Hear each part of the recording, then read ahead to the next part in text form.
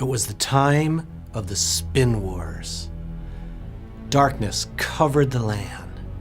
A contagion of lies, a virus of false words and acts spread ill will, toxic pollution, economic instability, and terror to all corners of the globe. No one, it seemed, was spared the plague of spin.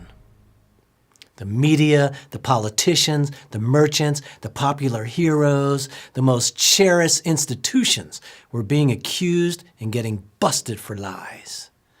No mind was spared this condition of spin. Truth became passé, unpopular, even taboo. Winning, profiting, hiding, surviving, getting one's way, these were what mattered most. Language became a shield to avoid feeling, to hide truth, and to manipulate others. Then sides formed, and they went to war finding spin masters to create clever, catchy, nasty words to use as weapons to persuade and control others, and as shields to cover up deceit. As a result, people didn't know who to trust. They lost faith in their leaders and each other and even themselves. They became restless and wanted the spin to stop. Gatherings of people started forming across the land, seeking an end to this spin and the control that the spin masters who were profiting from it had over them. They held gatherings on the land and the streets and the temples all throughout society. There were chants of, "Stop the spin! Stop the spin!" There were many groups forming to find solutions to the spin plague and seek ways to restore hope and trust once again. In a remote village one evening, a small council sworn to secrecy met, and they chose a young knight to go on a special mission to find the great sage who, according to legend, possessed a magic potion that would rid the mind of spin thoughts and from control of the spin masters. The knight was honored to be given such an assignment and traveled for years, far and wide, to many lands. She met sages who had wisdom but lacked the potion she sought. She met charlatans who dazzled the hopeful with illusions made of, what else? More spin. But with every challenge, she stayed true to her mission and true to herself and continued on. Then on one moonlit night, as she journeyed through a dark forest, not even thinking about finding her wise sage, she felt something. It was a powerful magnetic force pulling her. Instead of ignoring it, she followed it toward a clearing.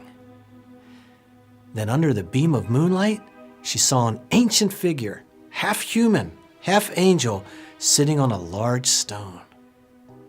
Out of habit, the young knight drew her sword, while the being only stared with blinking, heavy-lidded eyes, radiating profound wholeness and peace. The young knight had never seen anyone not react when she drew a sword. She thought, I have no effect or control over this creature. Then for the first time in years, the knight felt her mind calming from the chaos of spin that she was used to. She knew she had found the one she sought. You are the great sage my people speak of, she lowered her sword and bowed with deep reverence. I have been searching for you, seeking the magic potion they say you have that heals and frees the mind from the confusion and deceitful delusions of spin. Put away your sword, young seeker, the sage said, and I will help you find an inner sword that will be much better at cutting through spin.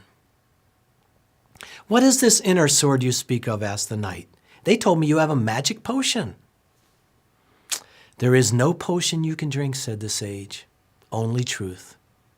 The willingness to listen to your own innate feelings and share them as is defeats the illusions and fears and assumptions that spin the mind and life out of balance, young knight.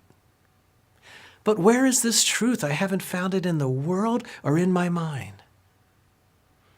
Truth isn't in the world. It spins out of control, the sage replied, and it isn't found in the mind by thinking. Then where is it, she asked.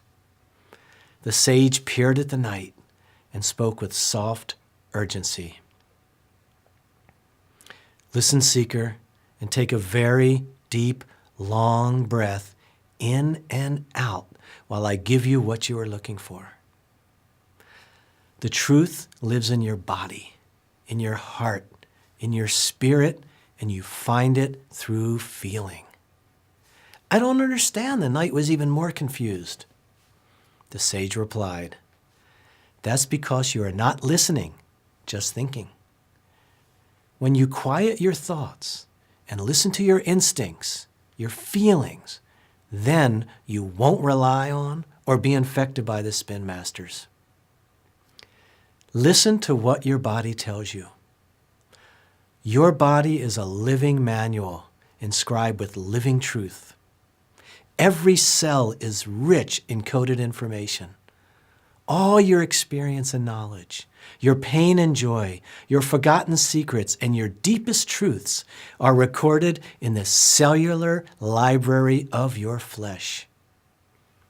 Your body has its own intelligence, a natural brilliance that knows the truths your mind cannot find on its own. It speaks to you directly in a language of sensations and feelings. Learn to listen to your brilliant body, to feel its truths, and it will guide you, my young knight, with unerring wisdom through each moment of your life. Keep breathing and listening, and the spin masters will no longer have control of your mind. The knight closed her eyes and listened intently within. She began to feel sensations in her body. She breathed like the sage taught her to. Yes, I feel it, a power flowing within me. I can feel my spinning mind slowing down. The sage nodded gently. Yes, my knight. When your mind and body and spirit merge in feeling, you can align your thoughts, your words, and your acts to your own vision. Then this power fills you and flows through you into the world. Then you attract what you most desire in your life, not what the spin masters want for you. Then, and only then, you will be free of their lies and find the peace, love, and joy you seek. A look of calm understanding dawned on the knight's face. Then I will become the sword that cuts through the spin in the mind and in the world, and no one will have power over me, she asked. Yes, seeker, the sage nodded approvingly. Then the spin wars will finally end, and you and your people will reclaim your lives once again. The knight looked into the sage's eyes and asked, is it really time for the spin wars to end, once and for all? The sage smiled. Yes, my knight, now is that time.